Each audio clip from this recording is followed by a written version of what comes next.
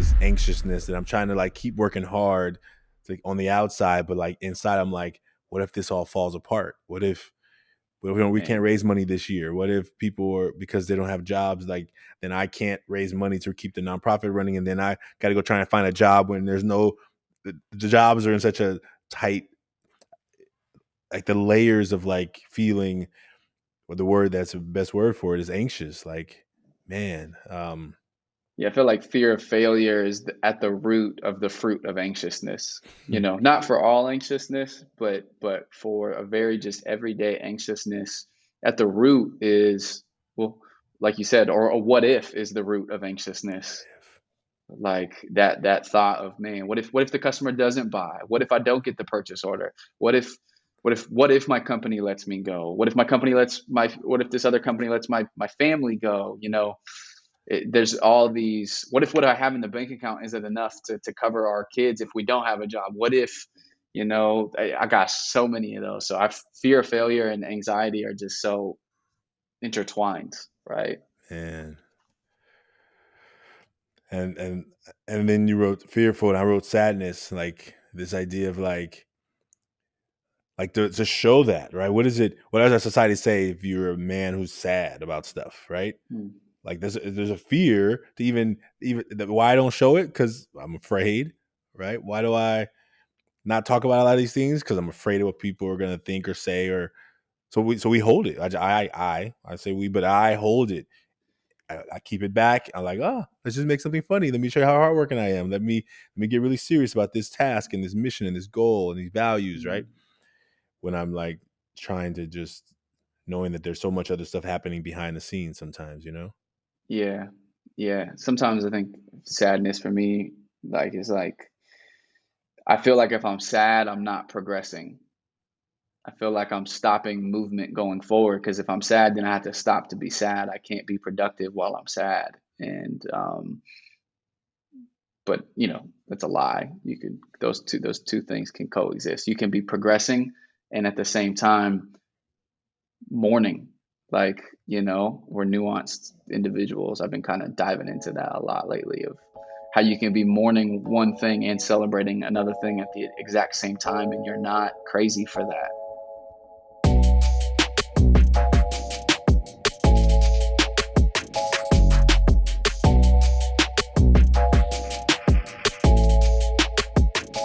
Welcome to the Taking Off the Mask podcast.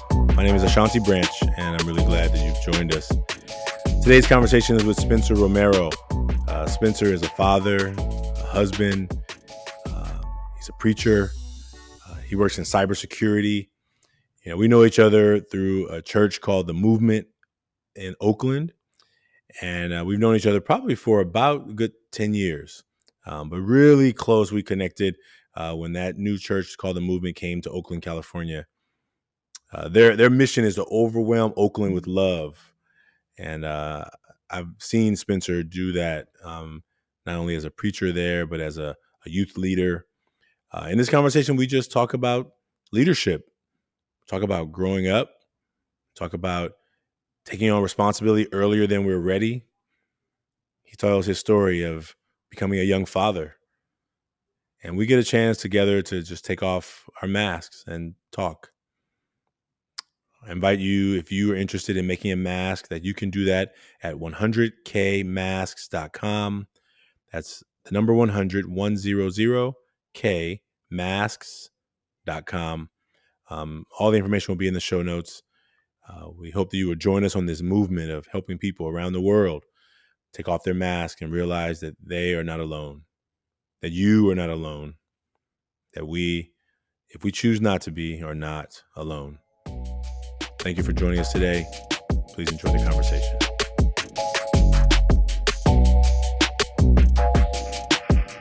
Spencer, I just want to say thank you for being on the show. How are you today? I'm doing good, Ashanti. Man, thank you for having me. Really excited to chat with you. And I know we've had some great conversations offline, so I'm excited to have one for everyone to watch.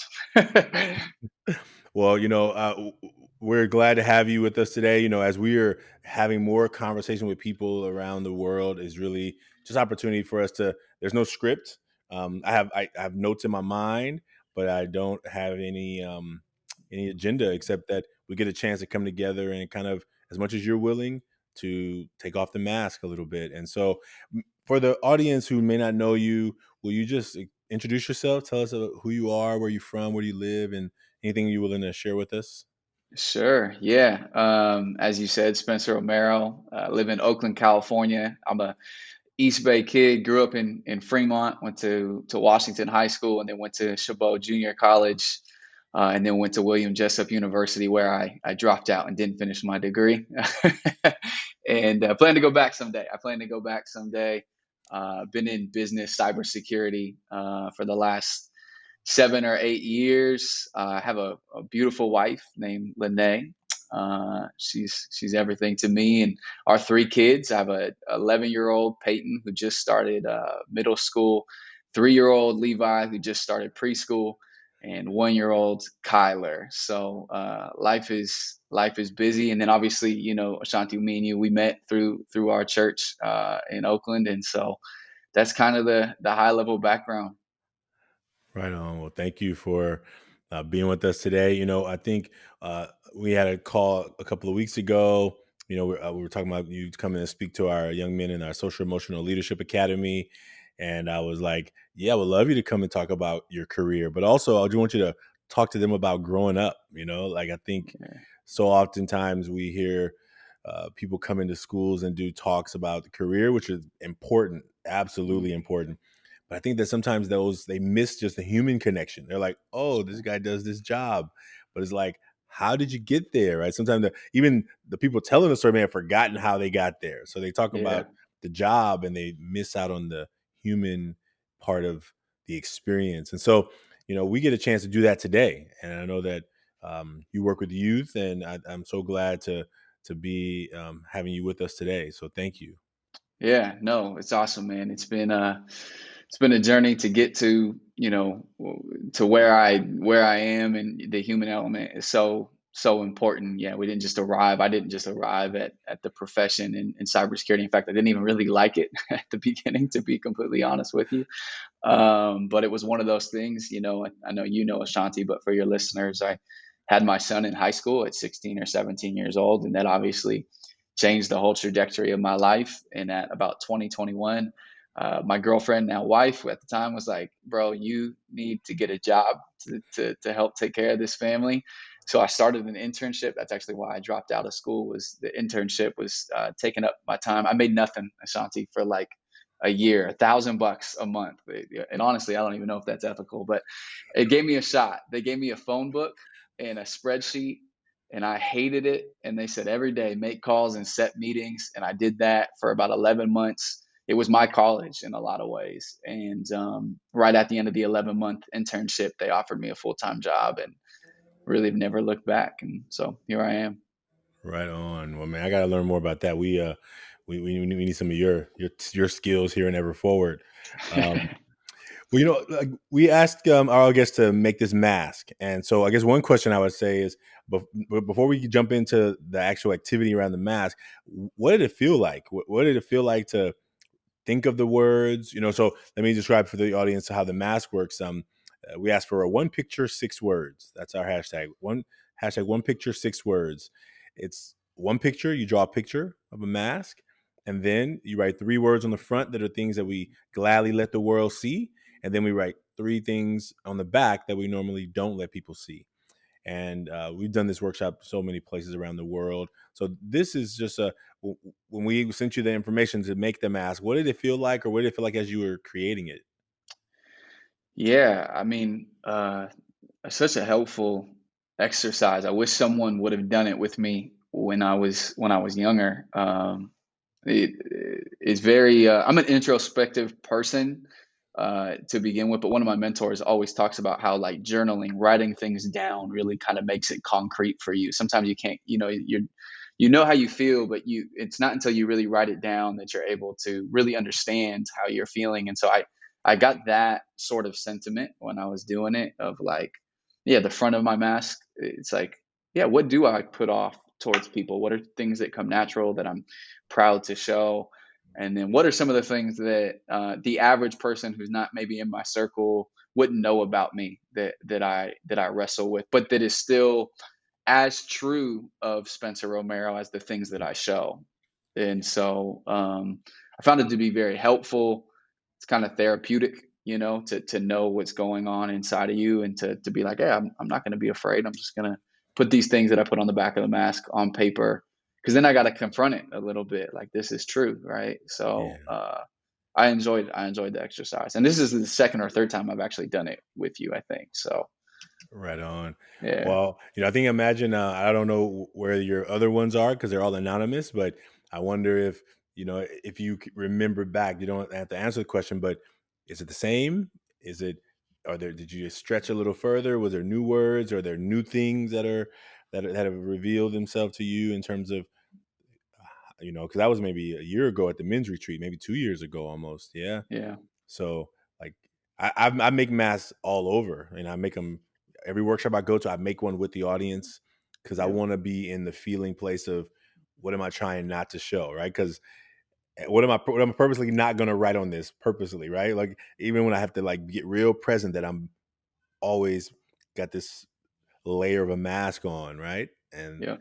yeah, Yeah, I think we did one in 2016. You did a workshop around racial reconciliation in which you used the taking off the mask for a large group of people, and I took part in that. And then we did another one, like you said, at the men's retreat, and just those being different seasons. And then now this one, yeah, in everything that we have going on in the world right now. I mean, we woke up today and we can't even see outside here in the Bay Area, and so it's different. It's different today, and so I don't think anyone was like any better or worse, but it's yeah. what's true. It's what's true today, and so yeah, and I think as I've gotten older too, I've gotten a little bit better at being introspective, and so I think I'm describing myself better. I think I know what's going on inside a little bit Right better on. than I did a couple years ago.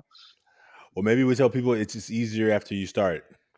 It's Yeah. easier after you do it once, right? After you first like, oh, I did this one time, and then we released a video just the other day of some high school students in San Francisco um, who had gone through the workshop multiple times, and this idea that I remember I did this before, and when I get to now experience life after this, the first time, when I meet people, I get to recognize there's more going on with them than what I can see, Mm, and maybe even than what they're saying.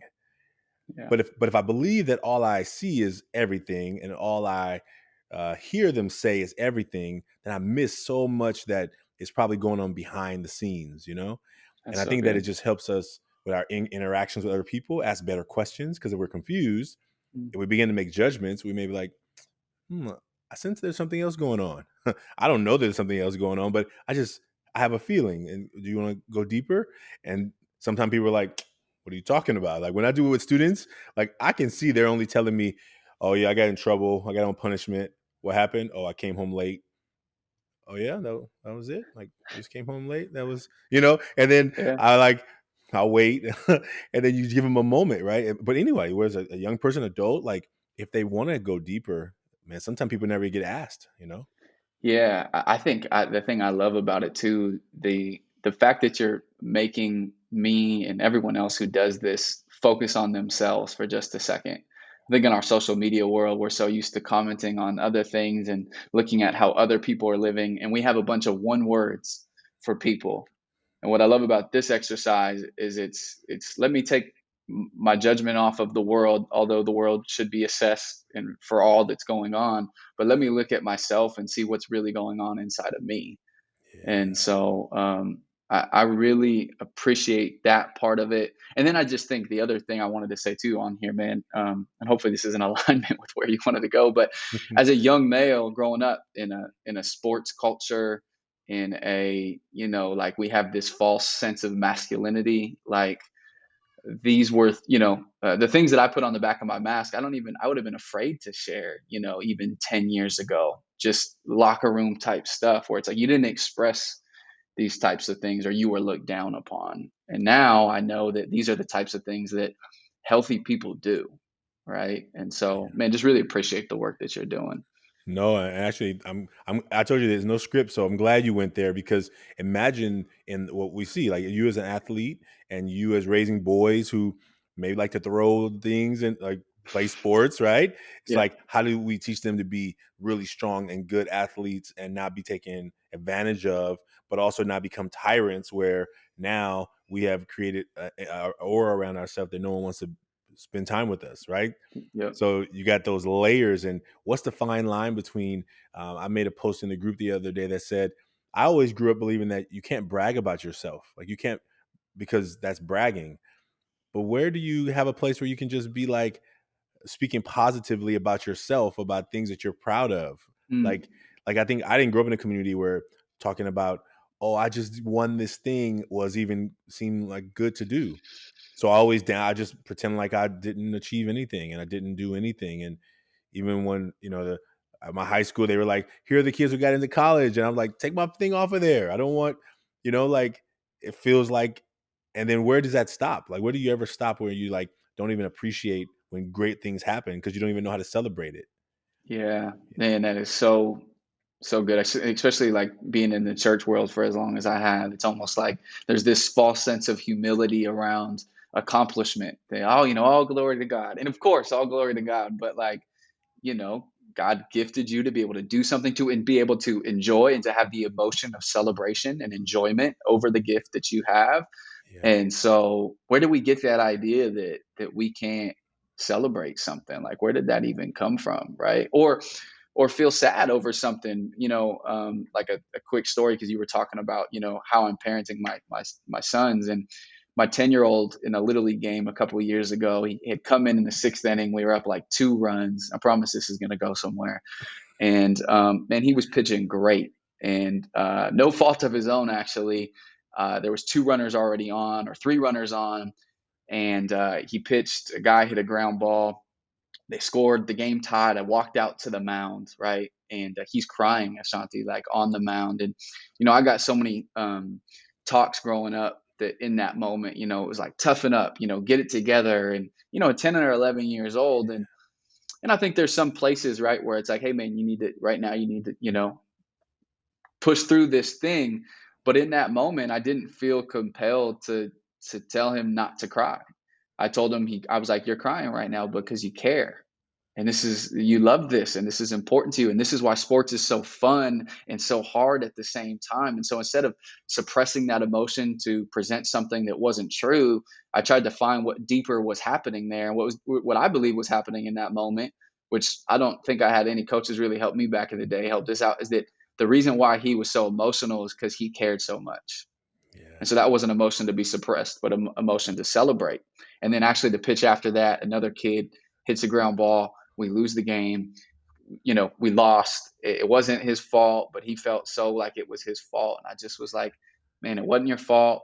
And this is what makes baseball so great. You show up sometimes, and sometimes you win, sometimes you lose, and you feel the sting of defeat, but you also get to feel the celebration of victory, and to be like to my son, it's not all about winning, or it's not about this. It's, man, what makes the game so great is the emotion of it, or that's a part of it. And so I don't know, that to that point, parenting my son with having kind of gone through these introspective years that I've gone through from about 20 to 28, both in the church world and then doing things like this, I found myself to be healthier, and then leading, hopefully healthy kids, to grow up and be good men.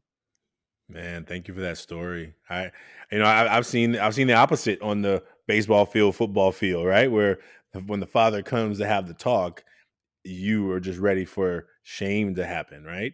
Yeah. Right? You're ready for shame, and you're ready for the boy to never feel like you're never good enough, you know? Yeah, Uh, and I've had some bad moments too, Shanti. I'm not gonna lie to you. I've had some bad moments. That was a good one. But yes, you're right. You're right. I think the goal as a parent is just, can you outweigh the bad with the good? We all oh, have our moments. well, thank you for that too. Thank you for that transparency. Well, look, maybe you want to do the math? You ready?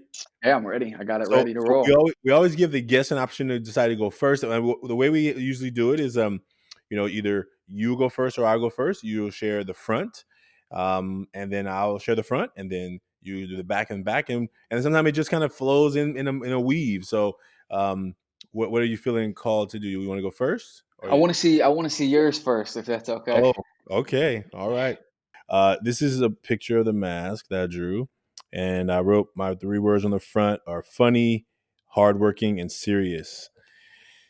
Funny, hardworking, and serious. These are the qualities that I gladly let people see, and I think hardworking is one that is pretty that I think I feel good about. I feel like I'm a hard worker. Like I don't, oh, I've never really thought I'm the smartest, but I was like, I can work hard. And Mm.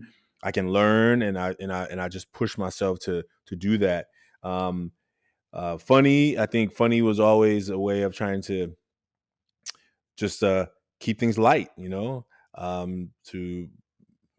create some joy around other people. Like I like to laugh. I like to help make other people laugh in the right time. Like sometimes it's not a time to laugh, but I think when you have a chance to like, I love just a good like laugh, and if I can create that with somebody, it's like a dopamine hit of like Yeah. a yeah. Um, and serious. I put serious because uh, I like to keep it light, but I'm also like I'm driven and I'm hungry to like achieve, and so my hard working is also serious, which sometimes makes funny hard. So if you're being hardworking and serious all the time, I think sometimes funny can be like sarcastic, and I never really try and be sarcastic. Well, I think I can be sarcastic, but I don't ever really try to be. I don't think. Well, maybe that's not true. Maybe sometimes I try to be, but on my normal day, I'm not trying to be sarcastic. I just like to be funny. But when you're serious all the time and you're hardworking and you're like, man, take that thing down, it can seem like even though the funny came out to be funny in a moment of seriousness, it can seem like, yeah, it's actually, I never thought about it that way until just right now. So those are the front. That's the 3 words on my front. I've seen all those things. I've seen all those things in first person. So I affirm. Spencer, I didn't catch that till right now. Yeah, yes, I imagine so. I imagine so. Thank you for letting me go first, and now we're on the front. Okay. So you want me to go front now, real quick? Yeah, yeah. Okay. So I have everything, not everything.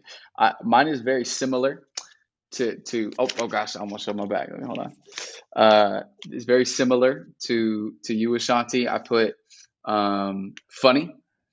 I think I'm funny. I don't know if my kids think I'm funny anymore, but I take joy in being able to walk into a room and hopefully lift it up. And ever since I was a kid, my mom said like I was just kind of always trying to be the center of attention, like make people laugh, perform.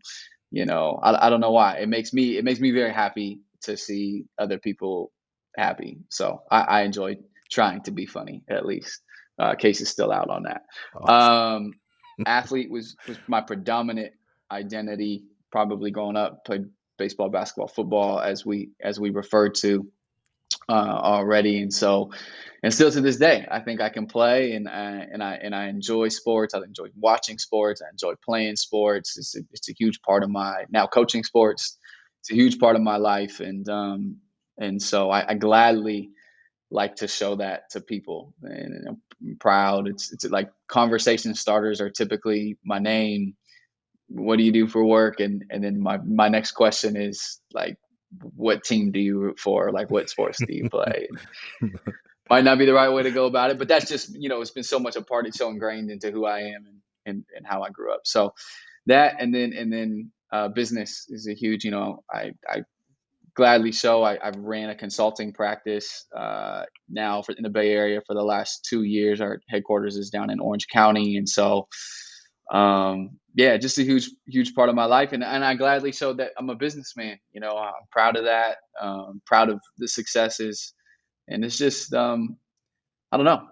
I feel like it's cool to do that and to show that. And so I have no problem being like, yeah, I run a consulting business in the Bay Area. And so those were the three front things that I don't mind showing to folks. Right on. Thank you. Thank No you. problem. Um, all right, so that was the front. So take a breath. Maybe just take a.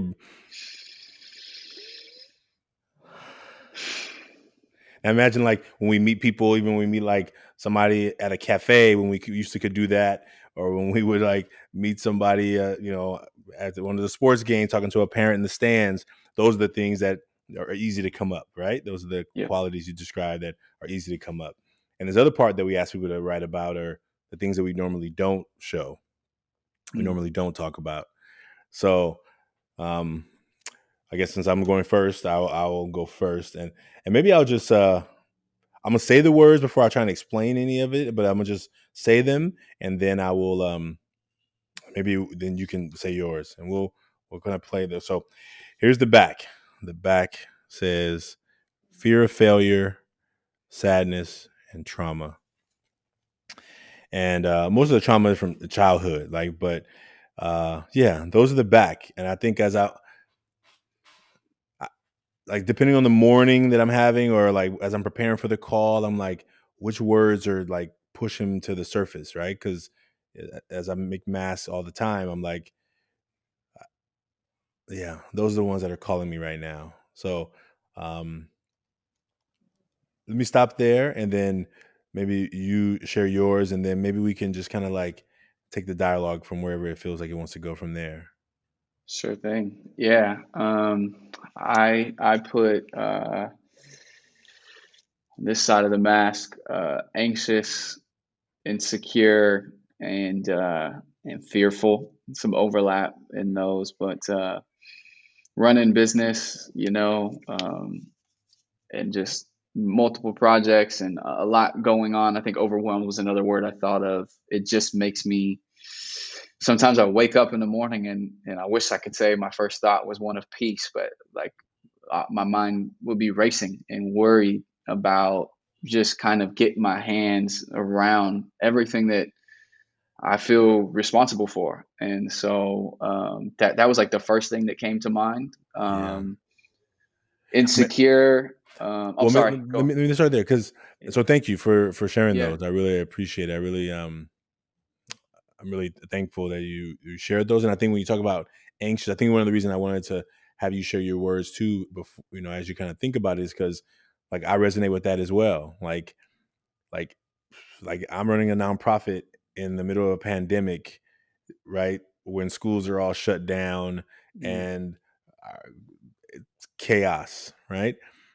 A nonprofit education, working in schools and working with teachers and doing workshops. And so like trying to keep things moving, trying to like keep momentum, right? So like how does that feeling of like that fear of failure turn into this anxiousness that I'm trying to like keep working hard, like on the outside, but like inside I'm like, what if this all falls apart? What if we can't man. raise money this year? What if people are, because they don't have jobs, like then I can't raise money to keep the nonprofit running, and then I got to go try and find a job when there's no the jobs are in such a tight, like the layers of like feeling, or the word that's the best word for it is anxious. Like, man, Yeah, I feel like fear of failure is at the root of the fruit of anxiousness. Not for all anxiousness, but for a very just everyday anxiousness. At the root is, well, like you said, or a what if is the root of anxiousness. Like that thought of, man, what if the customer doesn't buy? What if I don't get the purchase order? What if my company lets me go? What if this other company lets my family go?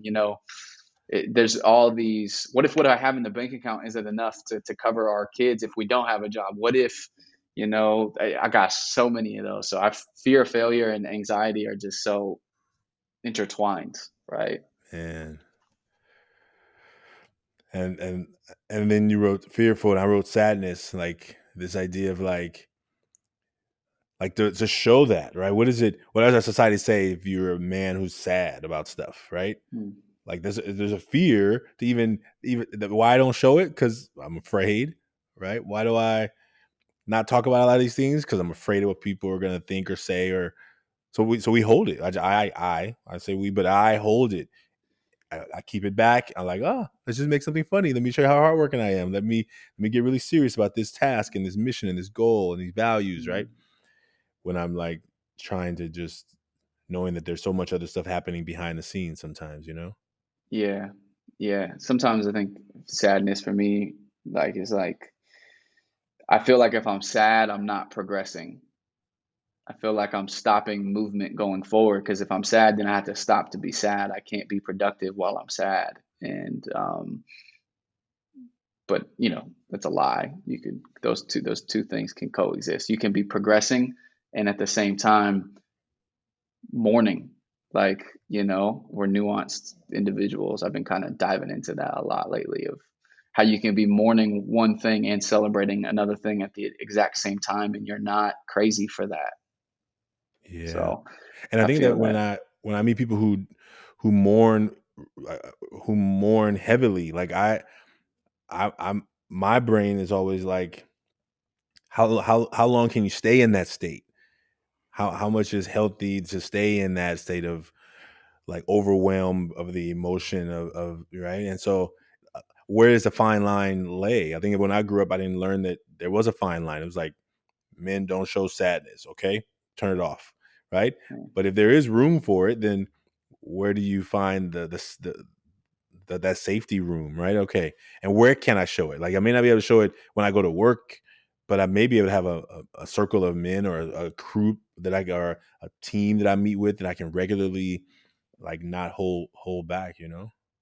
Yeah, like there has to be a space. I have a very good friend who we both know, Owen Yee, who he was just telling me the other day, like he had brought something up that we were walking through together as just two men that are friends, and he just goes, Spence, I don't think you've grieved over that particular thing yet. And so he just gave me about 20 minutes to just grieve in front of him. And I felt so good after. But I had told you the reason why I hadn't grieved yet over this particular situation was because I'm a leader, and leaders can't be grieving in public. They've got to keep the morale up. They've got to keep the ball moving forward. And I had realized, thankfully, from this brother, that nah, man, like I was actually holding myself back. I was living in a cycle of shame, because there really was grief there, but I didn't really want to call it what it was. I didn't want to call sadness what it was, and so yeah. Man, thank you for that. And then trauma, like for me, growing up in Oakland, raised by a single mother, poor, like, or on welfare. I mean, some people say that's not. We were poor, and the way I defined it, we were poor. So when I got to the idea that I could actually work hard and not be poor again, actually, that's interesting. I think clearly that the growing up with just feeling like a lack of. I mean, I had a lot of love. My mom loved me. I knew that, but there was not a lot of resources. There was a lot of, and I don't think things equal love and care. But I think there was just. I mean, I remember just some times of just like walking to school in the rain, but my shoes aren't repelling rain. My shoes are sucking in the rain because there's holes Mm, in, right. It's like those things where you're just like, why me? And so when I realized I could, if I work hard, you don't ever have to be poor again. That's what I was told. That's what the messages that was, I just work hard and pull yourself up by your bootstraps, right? And go do it, right? And then you realize, well, why aren't people around me working hard too? Like, if they can change their lives, why wouldn't they work hard too? But you realize some people, no one ever told them that message. No one ever yeah.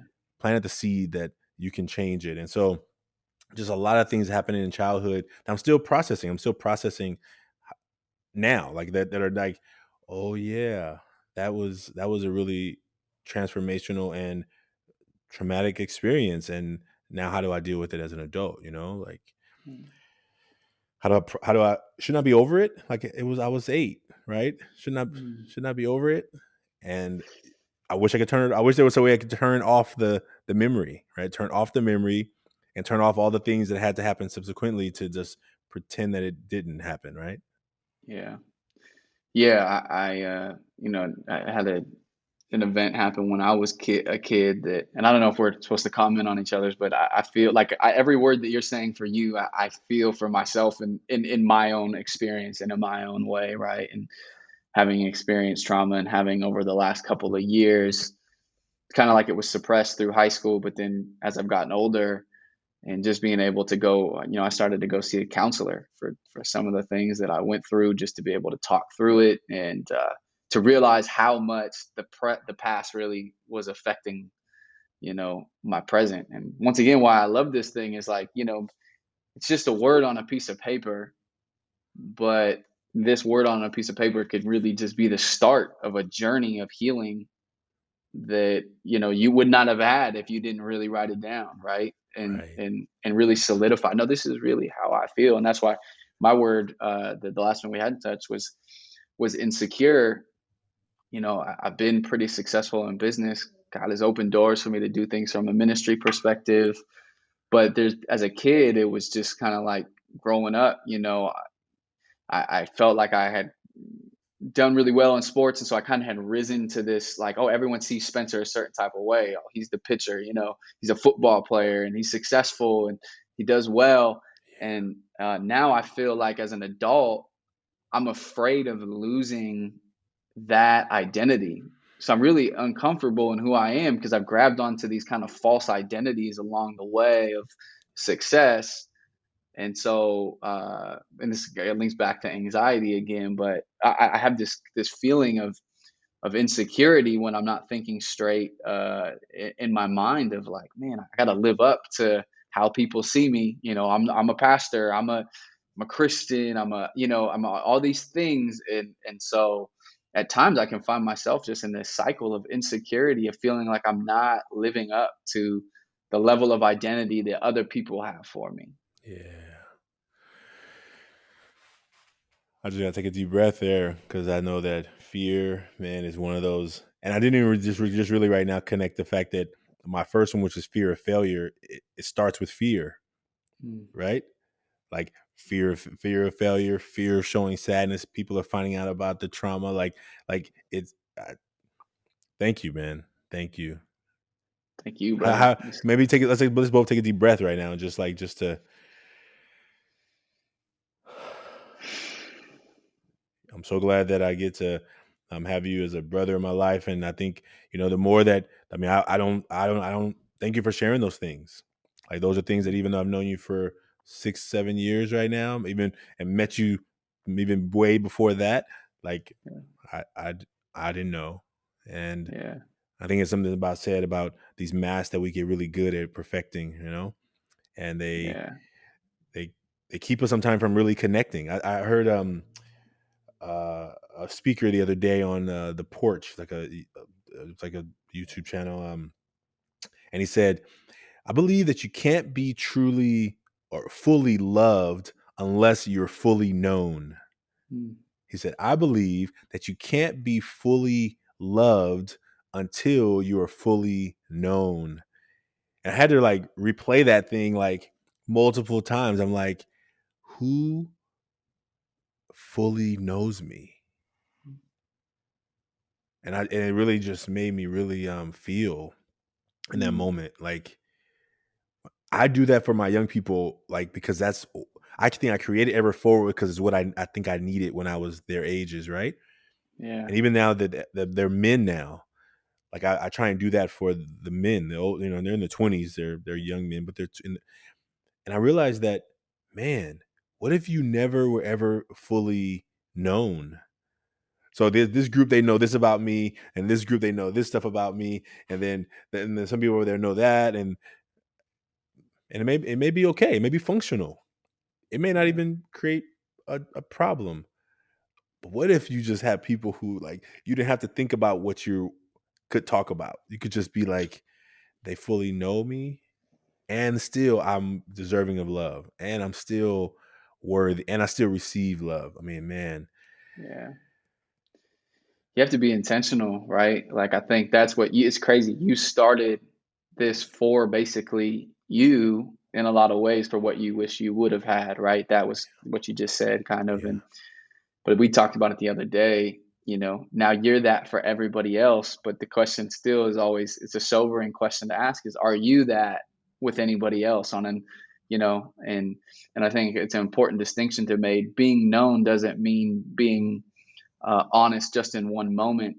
Being known is a lifestyle where you, like you said, you have a group of people around you who you can be honest with. I don't think your Facebook channel, your Facebook post is the place to be that, although, some people make it that, and I understand that. I think they're searching for something when they do that, but I think you need real people in your life, maybe 3 or 4 people that you can do that with. And I wanted to say too, in particular for leaders, because we had this discussion the other day, the more influence you get, the more of a temptation it will be to hide who you really are. And you just can't let that be the case, right? Like, Yeah. that's what I'm saying. My insecurities, like, I feel like I gotta keep this certain persona up because people see me a certain way. And that's just not but that's not a healthy way to live.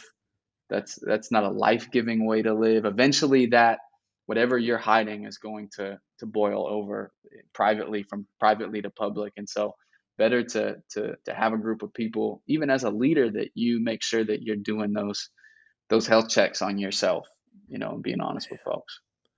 Man, that's so huge. And I think that that's the same thing we tell youth, right?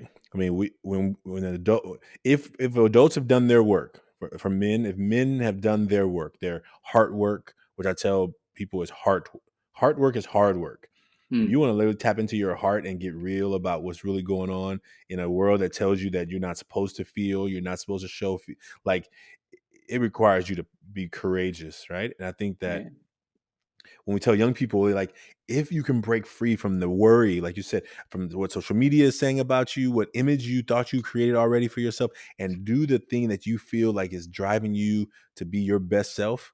If that means you're a musician, be a musician. If it's an artist, be an artist. But imagine how many people are in jobs, careers that they don't want to be in, didn't ever want to be in.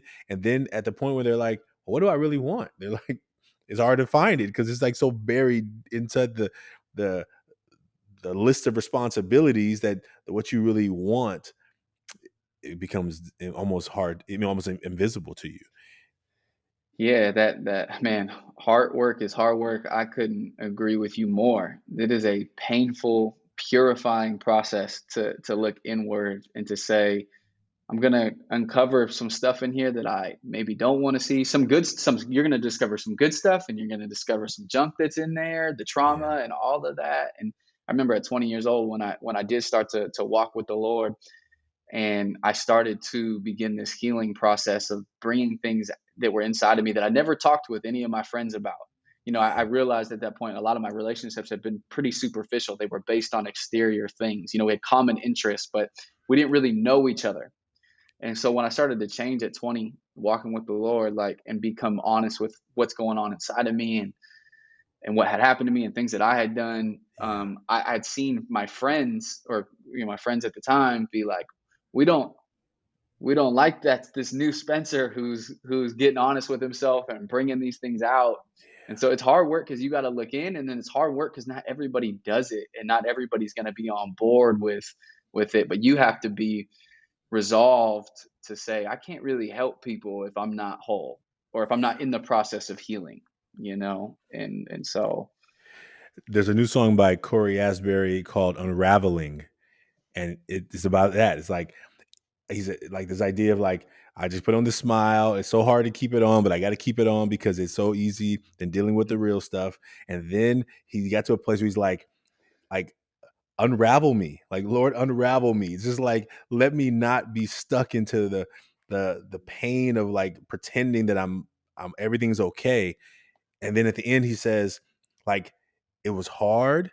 It actually was harder than I thought it was gonna be, but I'm happy now because I got to like be more free and be be more of me, right? Like, yeah, I just heard that song for the first time yesterday, and I was like, unraveling, like, yeah, unravel me from this ball of like emotionless being that always has to have everything okay and good and and fine, yeah, yeah. I've had to come to terms with, I don't I don't know myself as well as I think I do. And I need this unraveling. I need this counseling. I need this to happen. Even over this last year has been a purifying process for me of things coming out of my heart that I didn't even know were there, things that ways in which I project myself to people that I didn't know was there. And it hurt when those things come to the surface. It hurt that those things were true. And I didn't like going through. No one likes surgery, but everyone likes the result of surgery. Well, hopefully if the surgery goes well, which I think, what we believe, when it's in God's hands, it does. And Right. at the time, it hurts though. And so I recognize with it, but man, for those folks that are still listening right now, man, leaning into that. I know it's hard, but it's been the best decision I've made, and it's the one that I'm gonna have to continually make. Because I think my proclivity is to, like we said, is to hide. Yeah. But I think, we talked about it. Someone else said, you know, what you hide can't be healed. And Yeah. so Man, some that's the word. nuggets. You're dropping some nuggets right here. So we're gonna have to first of all, Spencer, thank you, brother. Yeah. Thank you for this time. I really appreciate you being willing to open your heart. And let me just let's just take the last moment to, if there are any words you want to say to just encourage. I mean, I think your last sentence was perfect. So I just want to leave the room that, um, if there's anything you want to say to people, just as a way of like, who may be like afraid to make their mask for the first time, you know, Mhm. and anyone out there, you can make a mask if you go to 100kmasks.com, 100kmasks.com. You can take a picture. You can make a mask like this on a piece of paper and then share it with us. They're anonymous, but it's an opportunity for us to like do that mask work. But is there anything you want to leave the folks with before you head out? No, just that I sympathize with, this has gotten easier over the years, to be honest, but it is this is hard work, like you said, and it can even really be scary. Some folks won't want to do it. Some of the younger guys, maybe they won't want to do it just because you think it's just too cool. It's cool, too cool to do it. But maybe part of you is just afraid to do it, because if you had to really stop for a second and reckon with what's going on in here, that would be hard work. And I know that, and I just want to say I sympathize with that, and I empathize with that. When these things start coming out in me, it was hard to deal with them. But on the other side of bringing these things to life, I think there's life on the other side of that. So just want to encourage folks to do it. Beautiful. Thank you. And folks, thank you. And we look forward to in many more opportunities to serve more young people in this work, and older people and parents and teachers. So if you want to be a part of the movement, you go to 100kmasks.com, create your mask. We call this the Million Mask Movement. But next time you see us, we'll probably have a Million Mask Movement shirt. That's the first one. So Spencer, we'll be sending you one of our shirts, just to say thank you for being a part of this with us. And thank you for sharing your heart with us, and I appreciate you, brother. Thanks, brother. Love you. Okay. Cheers.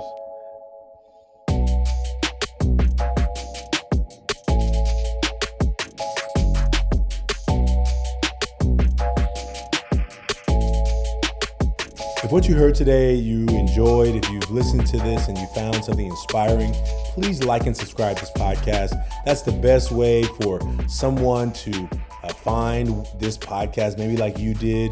Please tell someone about it. If listen to some of our previous episodes, and if one of them rings out to you, please share it with somebody you know. We also invite people to join us in a face-to-face where they come together with another person to make a mask and talk about that mask together.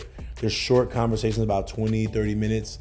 So if that's something that's interesting to you, please send us a message, send us in the comments below, let us know that you're interested in that. And we look forward to you joining the movement of the Million Mask Movement. And check out our new shirt. I don't know if you can see it, but this is our new shirt, the Million Mask Movement.